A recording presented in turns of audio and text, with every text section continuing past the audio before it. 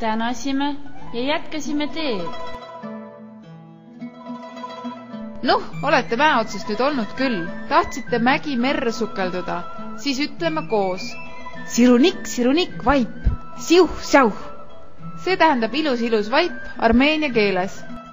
Siuh, sirunik. See on nii tuttav lõhn, nagu oleks piimakärestik. No ma mõtlesin, et äkki te tahaksite siis sukelduda ja liuga lasta mägedes. Lasin vaibel mägede vahele laskumiseks siia tunnelisse sõita. See on piimatoru tee, mis viib piimakarja piima alla külla, et kõik inimesed ei peaks 7 kilomeetrit üles ronima mäkke piima järele. Me oleme justkui nagu purilaual piimakärestikus selle vaibaga. Ma täitsa vurle, et pole kahjuks kunagi saanudki lehma lüpsta.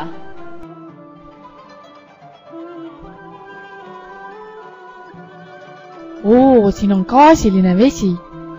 Jaa, mägede allikad on segunenud eri mineraalide ja sooladega ja see on hästi hea joogivesi. Kui sealt allikast joote, siis saate palju vitamiine. Nüüd me ei peagi enam juukseid pesema, sest see vesi on nii šampooni kui balsami eest. Jaa, nii pehmeks ja kohevaks muutusid nad.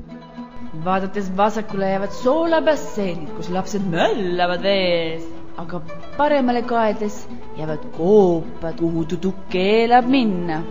Ärme sinna lähe. Miks mitte? Selles konkreetses Noravanki orupurgu koopas on maa-alune ökosüsteem, mida ei tohi häirida. Mis see tähendab? Seal paari kilomeetri sügavuses koopas elab 29 eri liiki nahkhiiri, millest osad on eriti tundlikud välistele mõjutustele. Nad päeval magavad, eks ole, ja öösel lendavad. Jaa, nad lendavad öösel söögiotsingul kuni 100 kilomeetrit tunnis ja söövad kuni 1000 putukat tunnis. Ärme sega siis nende und, mille meeldibki päikesega õues rohkem olla ja ujuda. Kas tõesti? Lähme räägime juttu. Tere öölo, miks sa ei maga? Parem. Ma oled juba nii palju maganud ja varsti peame jälle 1000 kilomeetreid läbima hakkama. Ja eks ta vähe jama lugu ole, et liiga vara ärkan, siis kui teised veel magavad. Uni läks lihtsalt üle ja ei tea, mis nüüd teha.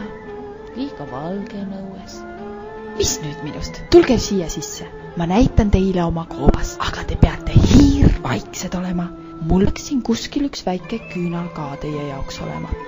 Tudu, luba, et sa mängima ei hakka. See ärataks kõik mu sõbrad üles. Mõeldud tehtud. Ma pole ka veel kunagi nahkire koopas käinud. Nii tore.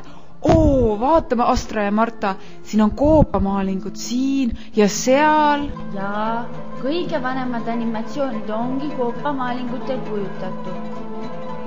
Sest vaata. Siin on jalga joonistatud 100 korda, mis tähendab, et nad üritasid juba 7000 aastat tagasi anda liikumise efekti edasi. Ja siin on mõned leiud maas. Ja, siia territooriumil me ei luba arheoloogia otsima, muidu me ei saaks rahulikult magada. Aga mu vaar vanaisa teadis jutustada oma vaar vanaisast, kes elas samuti pronksi ajal, kui elati koopas ja köeti ja nikerdati luust kamme ja ehteid ja kõik oli väga ürgne. Väga põnev, aga me peame vist ruttu edasi liikuma, sest lastel saab varsti muinasjutu aeg otsa, aga nemad tahavad veel mägedes konnata. Minge, proovin uuesti tudule jääda. Soovitan teil ruttu kullavanaema ja hõbeda vanaisa külastada. Need aeg-ajalt vaidlevad, et kumb neist vanem on, aga muidu on nad imearmsad ja külalislahked. Ärge neid kartke ja kui seal mõnd nahkhiirt näete, saatke ka terviseid. Meie mäe kõrgemate koobaste kotkad võivad teid kiiresti kohale lennutada. Seda pole tarvis, meil on ju lendav vaip, aga aitäh pakkumast. Läheme vaatame neid mäed siis ka üle. Kõike paremat ja nägudeni! Kui kunagi koju jõuate, saatke postkaart oma liivakoobastest ja nahkhiirtest ka. Tšis ja tšon! Lubame! Olge tublid!